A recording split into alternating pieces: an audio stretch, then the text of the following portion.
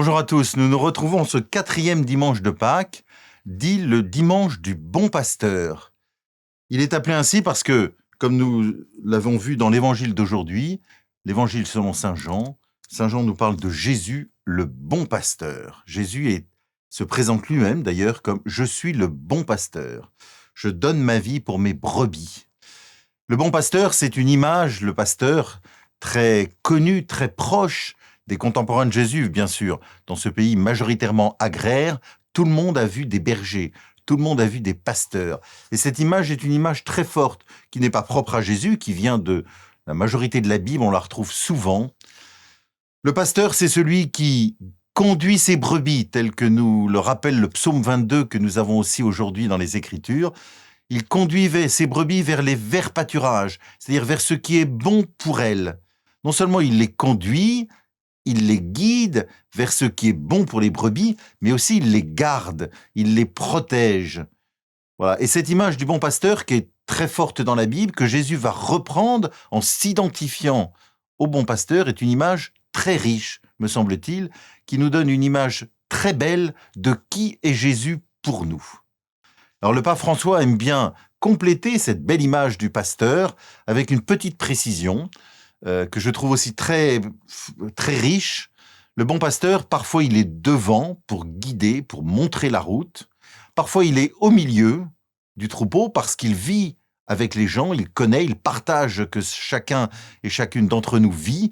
Mais parfois il est aussi derrière pour accompagner d'une façon toute particulière ceux qui ont du mal sur la route, ceux qui peinent.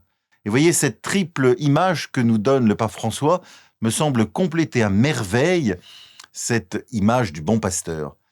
Et à travers le bon pasteur, c'est vraiment l'image de Jésus, la figure de Jésus qui ressort. Vous voyez, pendant ce temps pascal où nous avons célébré la résurrection de Jésus, notre regard est vraiment fixé sur lui.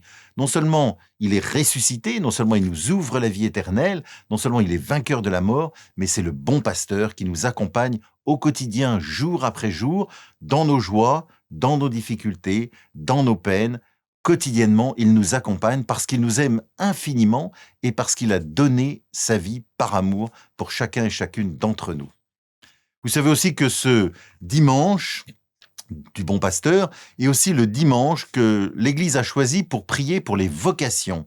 Les vocations sacerdotales, bien sûr, mais aussi les vocations à la vie consacrée. Dans notre diocèse, nous venons de publier une petite image, vous voyez, que je vous montre. Vous pouvez la retrouver sur notre site internet.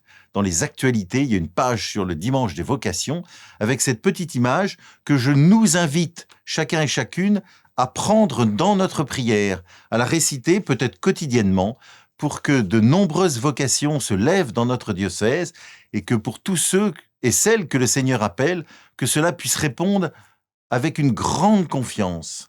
Le pape Benoît XVI disait « Le Seigneur ne prend rien, il donne tout ». Voilà, que nous puissions porter cette intention ô combien importante des vocations dans notre diocèse. Voilà, bon dimanche à chacun et à chacune.